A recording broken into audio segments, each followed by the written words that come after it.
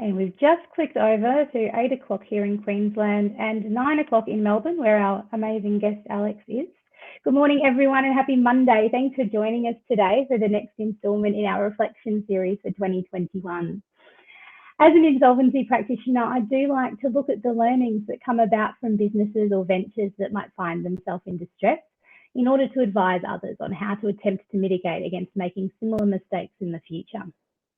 In the same vein, I like to look to my colleagues, contacts and friends to hear what they have learned from their different experiences, as I think it builds towards a wealth of knowledge. And this is why in this series, I'm talking with a number of esteemed and accomplished individuals to see what 2021 meant to them, the lessons that have been learned and what might be ahead for 2022. Today, I'll be speaking with Alex Martin, Director at Taurus Legal Management. Bring him in now. Welcome, Alex. Morning, Alice. Morning, everyone. Thanks for having me along. Oh, it's our pleasure. We've almost made it to the end of 2021. This is actually our final, official week in the office this week. So we're struggling, but we're getting there slowly and surely. It's been a year. Yeah, it sure has. I was very happy that you used the word esteemed and accomplished. So I'm feeling pretty warm and fuzzy this morning. Thank you. Not bad for a Monday morning, hey? Yeah. Look, from what I've seen, you've had a pretty big year. You've done a fair bit, sort of education and commentary for employers around the compulsory vaccine mandates, which I found very interesting. I hear your practice has been pretty busy. And did I see something recently about a podcast coming out in the near future? Yes, we've just finished recording a podcast show, which we've done 10 episodes and we've released 3, and I actually haven't put that up on LinkedIn yet, but I'll do that this week. So if you're keen, have a look at that. That's just myself and a financial advisor. It's called A Lawyer and a Financial Advisor Walk Into a Bar. Great name. It's really just the two of us having a chat. Yeah, thanks. And it's just the two of us having a chat about life, about business, about legal issues, about finances, and how they all kind of come together to hopefully make your life better. And I know that the big lesson for me in all of that was that sometimes you end up being a slave to your business instead of the business making your life better. And so that's what it's really all about. And hopefully it's just a bit informal and a bit of fun, and we have a laugh. And it was really fun recording. And hopefully we'll see if anyone signs up. Oh, that sounds great. I'm looking forward to listening. So tell me, Alex, what did 2021 mean to you? Right, good question. So it's a big year. Thanks for the opportunity to actually reflect on that. I think it's probably something we all don't do enough in stock. Preparing for this, I actually did reflect on the year, which I might not have done otherwise. We do a business plan, but I think the reflection is probably what should be happening before the business plan, which I think you do, but I don't. And so this reflection process was really interesting for me. The big thing what it really meant, it was just a huge challenge for everyone. It was a roller coaster of challenges, and to see other people, go through their own roller coaster, which was often different to yours. I was upset at various times in the year for various reasons, and some of my colleagues were feeling great, and then I was feeling good, and they were, everyone sort of experiences it differently. I think the expression I heard, which I liked, was that we're all in the same storm, but we're not all in the same boat. Yes. So if you were running a tourism business, life was pretty different for you than if you were running a logistics business or whatever. And so, and even if you had a similar experience, often you feel like that at different stages in, say, the lockdowns in Melbourne, people were feeling good, and other stages people were feeling just awful. So it was just really a roller coaster of a year, and seeing everyone go through their own process and dealing with that has been kind of a learning for me. Yeah, look, absolutely. I think, for want of a better expression, I feel like 2021's been a little bit like purgatory. Like we came out of 2020, and we thought that's it. We've got this onwards and upwards, and here we go, and we're going to do all these things, and it's going to be so much different. And then it wasn't. And it sort of, instead of coming with this big blast, it sort of just was a thud, I think, in terms of how it came down. And I think, and time has molded. Like you and I were just talking earlier about a matter that we'd done together. It was a pretty decent, mediation, which I thought was earlier this year. In my head, me too. I thought that was something. Yeah. August last year. So that all sort of melds together. Yeah. But I think that's right. And everyone's been in really different, different stages of that. So we today, just the borders have opened here in Queensland for the first time for a Yes. very long time. So that's got a lot of underlying different sorts of emotions from different people as well. There's a lot of anxiety, but there's also a lot of joy and a lot of happiness around that. And I think that goes to your point in terms of, the same events can mean so many different things to so many different people. Yeah, which is probably a lesson in life generally. It's not just about COVID or about the challenges of this year, but it really comes to the fore. And you think, well, I'm gonna make the most of it now. And you wonder, you hope you do, but you wonder if it's like, when you go to a funeral, you come out of the funeral saying, I'm gonna make the most of my life after that, and then you go back to the way you were before in a week or two. Yes, that's right. That's where reflection can come in handy. Yes. So what about milestones, Alex? Have you had any big milestones this year? Yeah, we have. It's been a big year for myself personally and for the firm. We've been busy, which we feel very fortunate to have been busy. A lot of businesses have struggled, as we've powered through really. Thankfully, a lot of our clients aren't in the industries that were hardest hit. In terms of milestones, we've had a couple of really good litigation outcomes.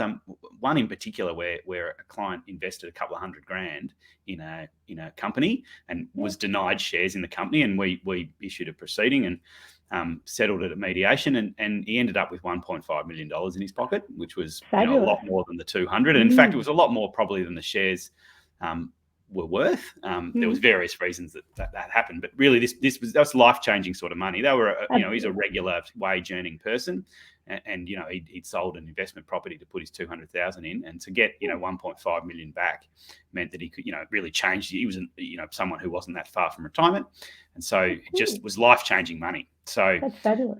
We were really pleased and he'd got advice previously that this case wasn't good and that he shouldn't pursue it, and so we pursued it, and we managed to get that outcome. So we were pretty happy to make that kind of really significant impact on one person is really amazing. That's phenomenal. From business litigation, sometimes you win a bit, you lose a bit, you settle, you compromise, but in this particular case, it was a really outstanding outcome. So excellent. I was sort of pretty personally pleased with that.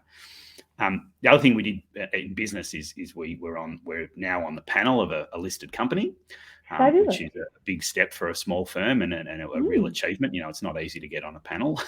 No. And there's a lot of steps you got to go through, and we've stepped through them, and we're now the kind of panel approved firm for a very large national company. So congratulations, that's excellent.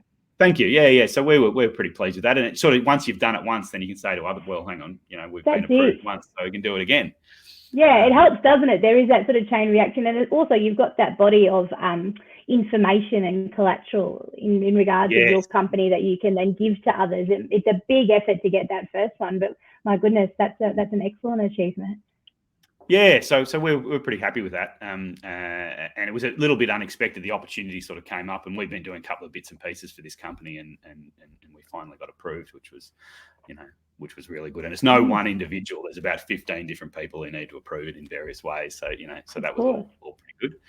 And probably then more generally, the big, we've gone remote, so we work primarily from home. The whole team does.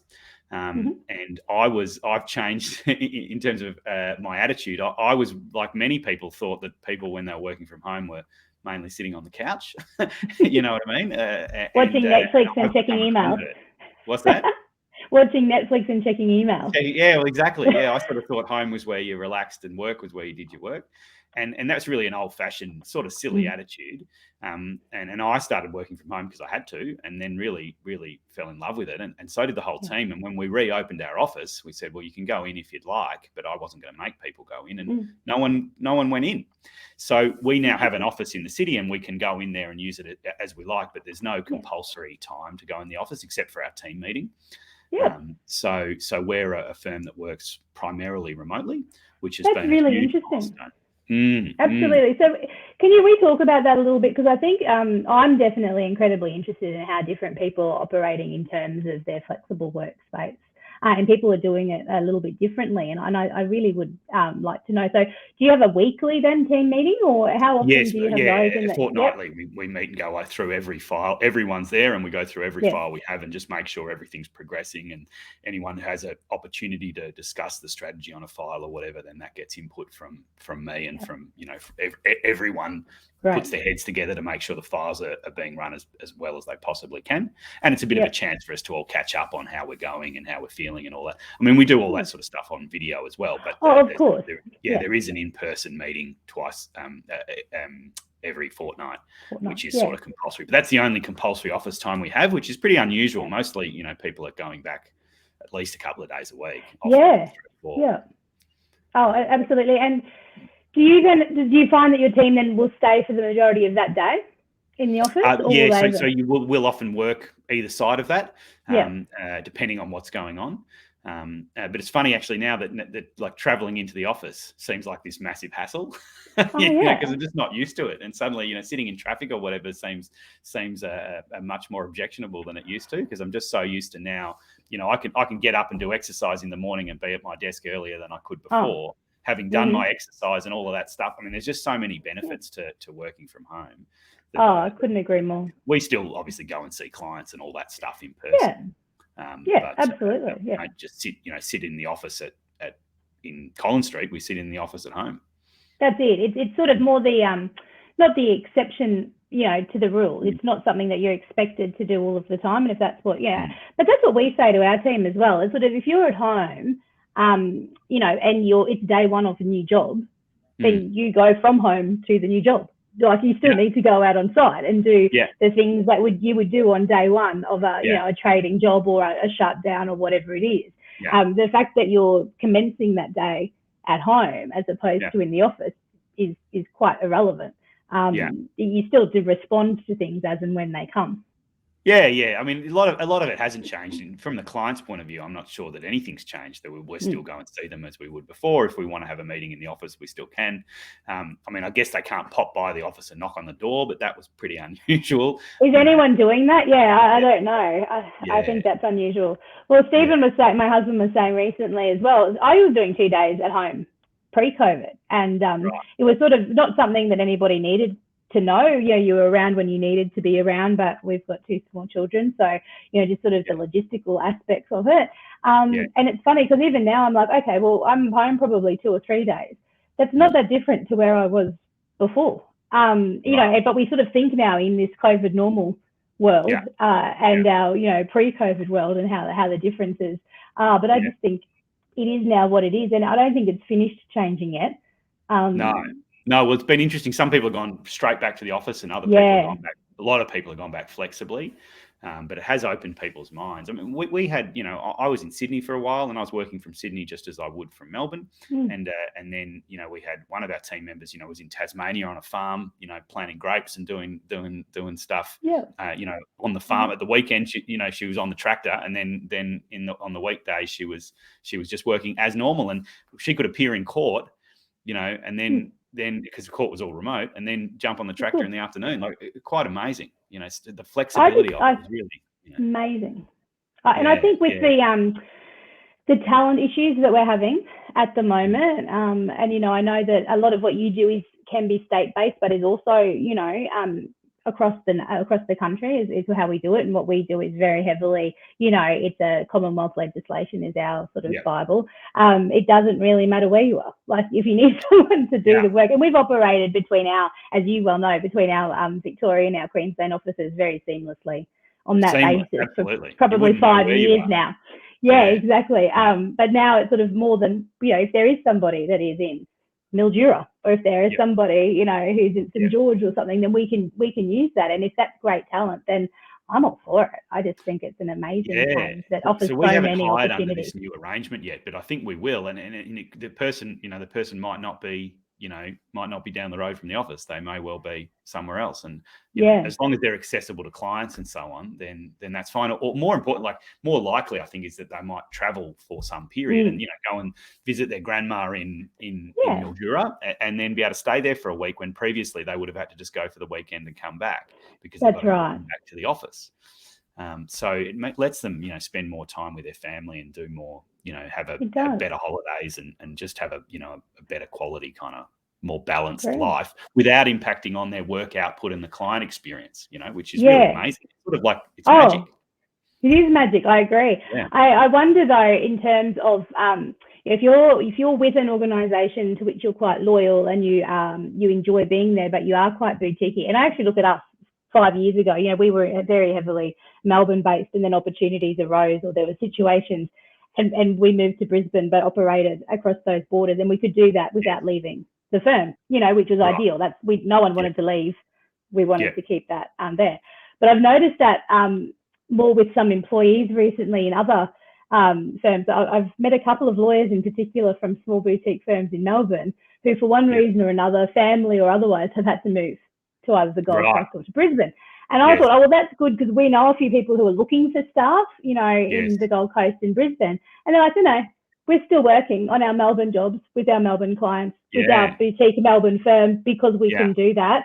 We're going to court remotely. We're having meetings remotely. If I do need to travel for a day for something specific, I can do that. It's not unlike I would have to do anyway. So they're not leaving, so they're still having that connection to the boutique Melbourne firm whilst living now in Brisbane or on the Gold Coast. Which, we had a fellow who moved back to Queensland, where he's from, to be close to family with his partner and so on.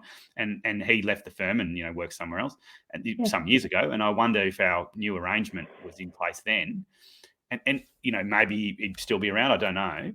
But I think it was really a narrow-mindedness on my part, as much as anything, that these things aren't possible. That you've got to come into the office when COVID sort of opened our eyes to what was possible, and the clients too. A lot of clients said, "Oh no, I absolutely want to see you in person," which is fine. But now a lot of clients say, "Oh no, I'm happy to let's Zoom it. It'd save me some time from traveling or to have to park in the city." Yeah, whatever it is. Yeah, well, often we'd go to them, but even so, they said, "Oh well, I'd rather be at home and Zoom you, or be interstate and Zoom." I mean, I've got a mediation on Wednesday, which the client's in Queensland, and that's absolutely no problem. When before it would have been a big hoopla to get them down here and when are they available and all that stuff. And the client just appear in Queensland. The whole thing will be remote and it'll be easy.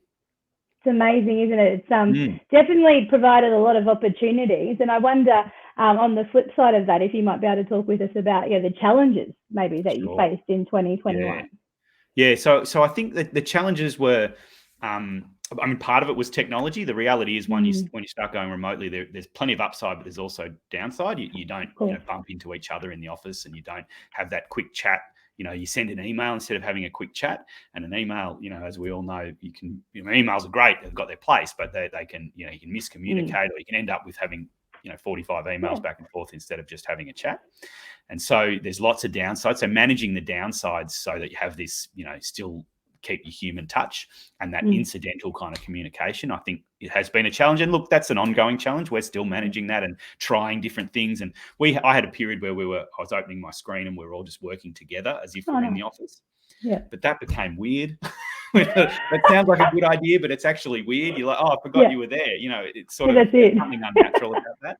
So we don't do that. But we tried all different. We're sort of still experimenting with things to see how we can keep that, that human side, that keep to minimize the downsides, I guess, of the whole working from home thing. So we don't just become a whole bunch of individuals doing our own thing.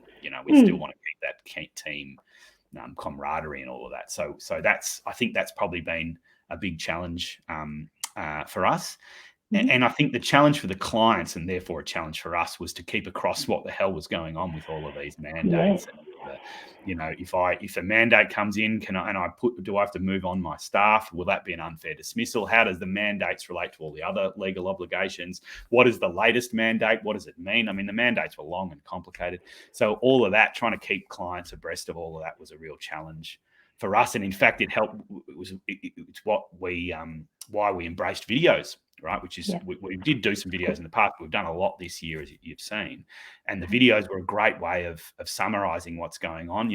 2 minutes, simple to watch, easy. Me speaking, and the clients can listen rather than me explaining on the phone 150 times. I can just record one video and send it out. And if things change, I can do a video quite quickly. And again, that was a bit of a trailblazing thing for us in that we sort of realized how the power of videos for certain things. Again, they're not suitable for every issue, but for everything, yeah, that's right. There's a time that, a video saves you a heap of time in updating people quickly and in a personal way rather than writing a big, long article that nobody reads. That's right. So we really embraced videos for that, and that really worked very well. But it was for a while quite stressful. Clients were stressed; they were ringing us up. What do I do? We were sort of, the law had changed yesterday, so we had to scramble to work out what was going on. Yeah. So and I think accountants bore the brunt of that. Yeah, I think so too, and especially, I think accountants through the initial period in terms of JobKeeper, job seeker, they had a massive sort of onslaught in terms of, and there was, you could understand there too the differences between people who were giving out broadcasts, which I think were very welcome, and then watch the broadcast first if you've got any other queries. Let's talk about it then, as opposed to people who were taking every call. And I think that you're right. It's sort of a horses for courses type thing, but you've got to use what's available, because otherwise everyone can get burnt out. There's only a finite amount of, man hours in a day. So it makes it very difficult. I think so. Well, and just, I think we're quite prepared. We're quite sort of with it. But I must admit, when the Victorian mandates came out, I didn't think for a second that we would be on it. We were all okay. We'd sort of been talking, having the discussion with our staff as we went. The vast majority had at that stage been double vaxxed or had their, had their appointments to get their final or what have you. Because we were sort of, what would happen if we had those scenarios. But I've got to tell you, when I went in to have a look, I was doing it probably more from a marketing perspective to think, okay, who do I need to make sure, has the alerts that they have to be. Sure. Have the mandate and sort of, understanding that we fit within that was like, oh, okay. And so I would like to think that, we sort of think we're not ahead, but keeping up with the game. Yeah. If we didn't realize it, then I can imagine there was a lot of people who didn't think for a second that it would apply to them, who probably hadn't done a lot of that pre-work, who would have been coming to you for guidance. That's right. Yeah. And I mean, and things changed so rapidly. Even if you were up to date, you were out of date when the new mandate came in, and there was a lot of confusion about, when the new mandate came in, how did the old mandate still apply, and all this sort of business. And it took quite a lot of complex legal work to work that out. So you couldn't work it out for yourself. You needed help.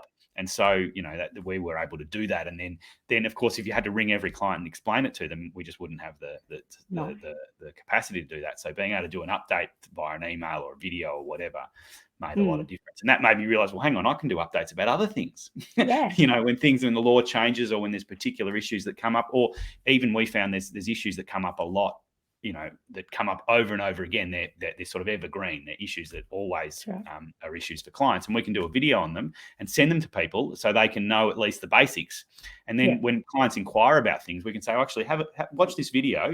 Happy to chat to you, but watch this video as well. And then they get a bit of knowledge. They see that we know what we're talking about. And they build a relationship with us. I think that is sort of personal, that you sort of, you feel like you know someone if you watch a video by them. Know them a bit better than reading an email anyway.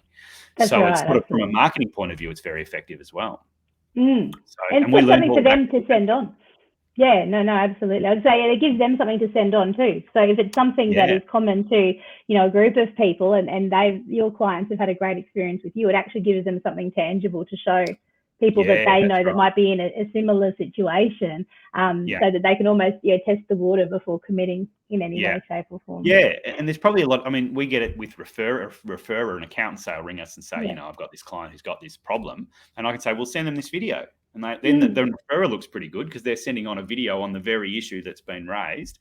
Maybe it goes nowhere, but then that person gets a bit of knowledge which might help them, which is good. I think there's a lot of people who are, don't get legal advice out there because they're worried about cost, or they're just worried about committing to it or whatever. They can just watch the video, and that'll help them somewhat, and at least they're better off than they were before. And once we record the video, then that's a relatively low cost thing to do. I just do them at home on my phone, and it's easy. And this is what we can do now, right? You talk about opportunities, but it's sort of as though the technology has come along with us at the same time. The camera on your iPhone 13 or whatever it is now, is so amazing that if there is no, I get that there's images and angles and things that videographers can really, push forward. But if if you're not filming The Bold and the Beautiful and you really just want to broadcast in terms of, what's the preference payment, or what do I do when I get a direct penalty notice? I think, you've got so much technology available now to be able to do that without having to spend a cent. So, no, I think you're right. It's an amazing time. Well, I had to learn the basics. I did when I first filmed one. I thought, who's that guy and why does he look sick? He looks white and sick and, pasty. And it was because there wasn't enough natural light coming in. And so I learned a little. Once you learn a few things, it does make a difference. And I learned about the joys of bronzer.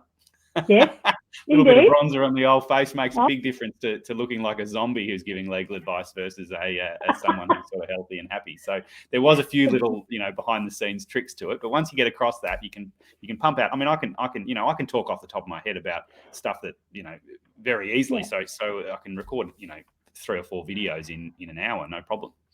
And I think sometimes, Alex, we can get what we can talk off our head, off the top of our head about, and is quite easy. We sometimes devalue that a little bit because it's something that's easy to us. But the value that would give to your clients and your referrers is amazing. So kudos to you for sort of putting those two things together and making the most of that. That's great. Right. If it's on the right topic that the client is struggling with, they can go, hang on, there's the answer. And, it might have taken 15 years of experience to get the answer, but the answer's easy now, and now it comes easily, and you can share it for free, which is great. That's it. It's amazing. Now, we might have come across this already, but any specific lessons for 2021 that you've come across? Yeah, I think the obvious one really is you got to count your blessings, and it sounds cliched almost, a bit trite, but I think I certainly did feel that very strongly, that I'm myself and my team are involved in a business that's stable. It has its ups and downs, and probably it's quieter now than it otherwise would be. But we're not in the tourism industry. We're not running a restaurant. that have just suffered so much that things have, value has just evaporated for some people. People have lost their jobs through no fault of their own. And then not having contact with your family and friends in the way that you were used to, and that sometimes I certainly took for granted, and sometimes even were annoyed about. Might be having a barbecue at my brother's house, thinking, oh, I've got to drive all the way over there. What a hassle, and now I the things I do to be able to drive over there. So it's really been a wake up call to be thankful for the things you've got. In my personal life, in my business life, that life's pretty good for me and for our team and for my client base on the whole. Life's pretty good, and we've got a lot to be thankful for. Despite the challenges of COVID, and that's really, it just made that lesson sort of really obvious that there's a lot we should be happy about and celebrating every day, because life before COVID was good, and even life during COVID. I mean, I could have pretty quality home delivery restaurants to deliver stuff to your house, and you could have a little party in your house. There was plenty to be happy. The technology meant you could keep in touch with people really well. So really, we've got nothing to complain about. I suppose that's how I feel at the end of it all. That's great.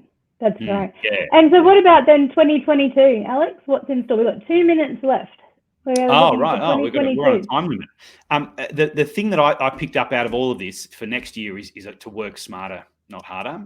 Again, that's a bit cliche, but it's really true. The videos help distribute a knowledge much more easily to the kind of mass audience. So I don't need to, so I can spend quality time with my quality clients because I've got more time, because I'm not, spending it on, distributing the knowledge. But if you use the technology and you use the systems and you work for, the right type of people, then you can have a better, more balanced life. And the work from home, all of that leads to actually being more productive in less time, which is absolutely fantastic. So that's my, work smarter, not harder is my mantra for next year. I'm going to take the lessons of COVID and really apply them. Yeah, and I think you touched on something a bit earlier that I really appreciate too, is don't forget. Do you know what I mean? Take the lessons, move it forward, and don't forget to sort of lapse into, back to your old ways. Yeah, exactly. Which I think is really important, and I like that a lot. Alex, thank you so much for your time today. That's been really fabulous. I'm really enjoying seeing everybody's points of view, and they are different. And I had an incredibly enjoyable chat with you today. Sorry, I probably went off on a few different tangents myself. Oh, no, it's great talking to you. What happens when you have a good chat? I hope the rest of you guys well, that you're able and your team are able to have a break and recoup before coming back for 2022. And we'll thank everyone watching today or who might be watching a little later. You can join me again tomorrow. I'll be speaking with Catherine Valentine from Madrix with her reflections on 2021. Thank you again, Alex, and see everybody soon. Thanks, Alice. See you, everyone.